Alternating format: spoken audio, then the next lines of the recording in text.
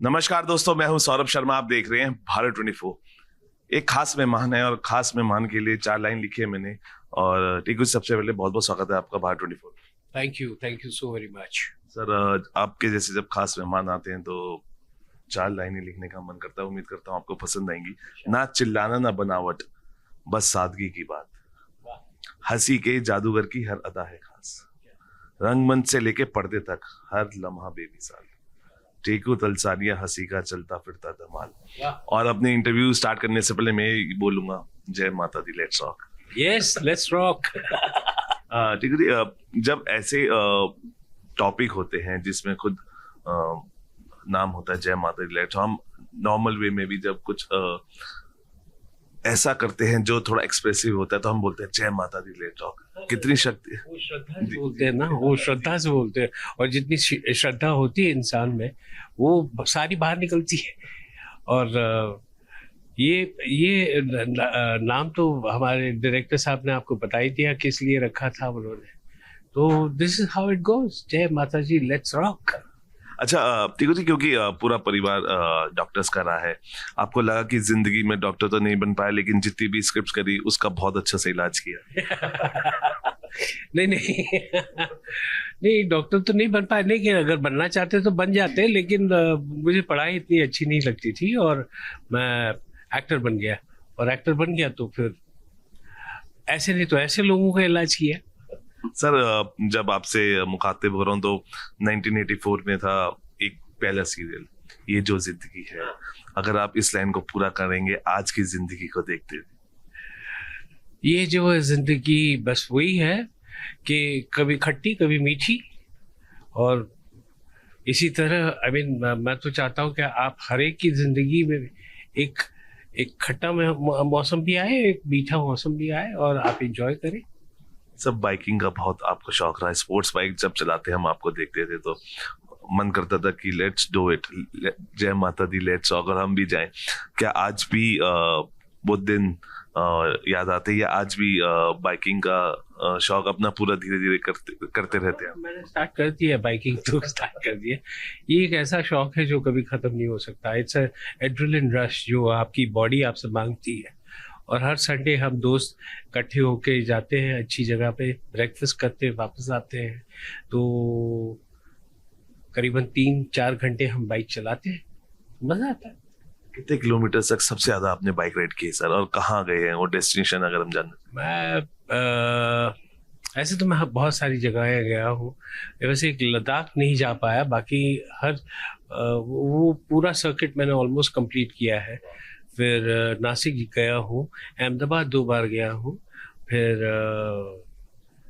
बहुत सारी जगहें गया हूँ। हमें हर चीज़ को याद नहीं कर पा रहा हूँ, लेकिन इट्स अ फैंटास्टिक राइड। करीबन मैंने 30,000 किलोमीटर बाइक चलाई है। क्योंकि कॉमेडी फिल्म है और कॉमेडी से आपका हमेशा से लगाव रहा है, आपने हमें बहुत हंसने का मौका दिया है। लेकिन अभी जिस तरीके से हमारे जो जनरेशन है, अपने यूट्यूबर्स हैं, यूट्यूब पे हम कंटेंट देख रहे हैं, अब जिस तरीके से कंट्रोवर्सीज कंटेंट पे होती है, आज की जनरेशन के कॉमेडियंस को और उनके कंटेंट पे आपको लगता है कि बहुत जल्दी में हमारी जनरेशन अभी भाग रही है? जिस तरीके से मैंने आपसे पूछा था, क्यों जल्दी है उस टीआरपी की? क्योंकि हमने पहले भी इतनी अच्छी कॉमेडीज देखी हैं जिन्होंने जिसमें ना ही कोई कंट्रोवर्सीज होती, ना फूहड़पन होता था। लेकिन आज की डेट में जो सोशल मीडिया आपको लग रहा है इम्पैक्ट कर रहा है ऐसी चीजों से? नहीं, क्या है कि ऑडियंस को वही मिलता है जो वो देखना चाहती है। अगर वो इस तरह की कॉमेडी अगर पसंद करेगी तो वो उस तरह की कॉमेडी हम लोग बनाएंगे। हम लोग यानी द फ्रेटर्निटी, तो वो ऐसा ही रहेगा। जिस तरह की डिमांड होगी उस तरह की डिमांड को हम कंप्लीट करेंगे। और फिर क्या होता है कि धीरे धीरे वो डिमांड सूख जाती है, और फिर हम नई चीज़ों पे आ जाते हैं, नए कॉमेडियंस आते हैं, नई चीज़ें आती हैं। So that's how the whole cycle keeps on changing. आपको क्या लगता है कि अभी कौन सी हॉबी है जिसको अभी एक्सप्लोर करना बाकी? Because we love seeing your adventures all the time. अभी कौन सी हॉबी है जिसको आप एक्सप्लोर करना चाहते हैं? अभी हॉबीज बहुत सारी है।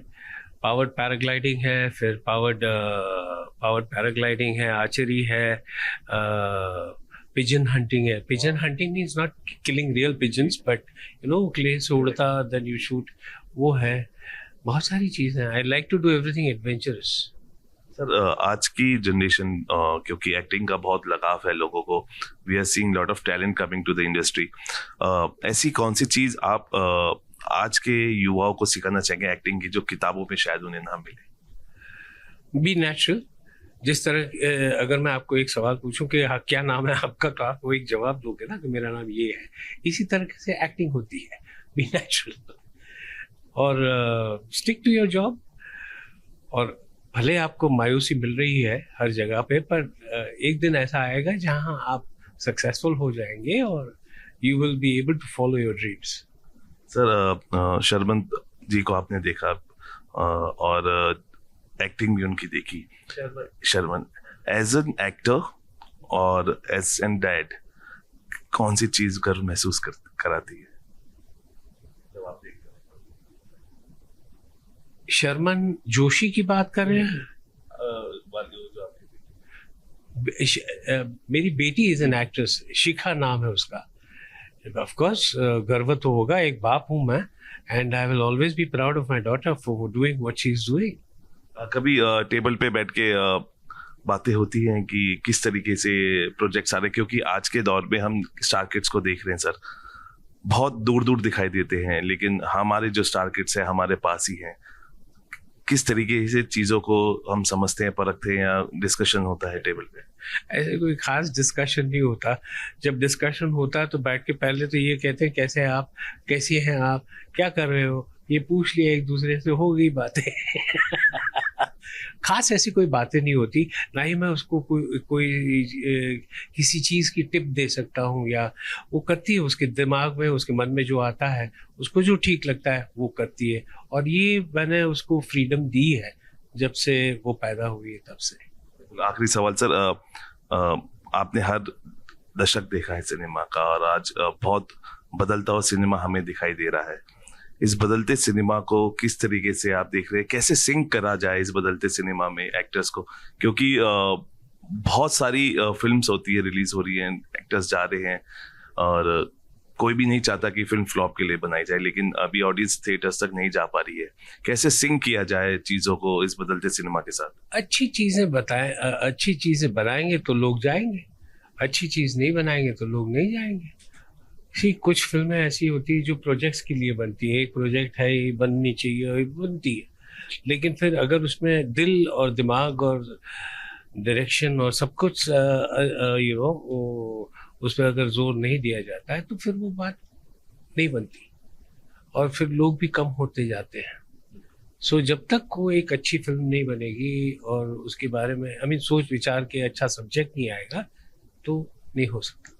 एक आखिरी सवाल जाते हैं, री रिलीज का दौर है सर, कौन सी फिल्म चाहते हैं आप? बिकॉज जिस तरीके से री रिलीज के बाद फिल्में अच्छा कर रही हैं, कौन सी इस दौर में आप कौन सी फिल्म चाहते हैं कि री रिलीज हो? क्योंकि आपकी सारी फिल्में बेहतरीन है हालांकि, लेकिन फिर भी एक चॉइस होती है कि इस दौर में आपकी उस फिल्म को देखा जाए.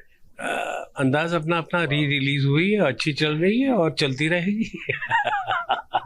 Thank you sir talking to us. तो ये थे टीकू साहब, और जिन्होंने बताया, देखिए उनकी एनर्जी और वाइब्स को मैच करना मुझे लगता है कि कई बार नामुमकिन हो जाता है, क्योंकि जिस तरीके से वो इंस्पिरेशन देते हैं आज की युवा पीढ़ी को एक्टिंग की, उसको देखते हुए आप उनकी एक फिल्म आ रही है जय माता दी रॉक्स, बहुत ही हंसने का मौका देगी. हमेशा से जैसे ही उन्होंने आपको एंटरटेन किया इस फिल्म में भी, वैसे ही उसी अंदाज में वो आपको एंटरटेन करने आ रहे. So go and watch this movie for Tiku ji, क्योंकि टीकू जी ने आज भी उसी जोश के साथ हमें उस पर्दे पे दिखाई देते हैं जिस जोश के साथ पहले दिन से उन्होंने इस फिल्म इंडस्ट्री में एंट्री की थी. फिलहाल भी के लिए इतना ही. आप बने रहिए बार 24 के साथ.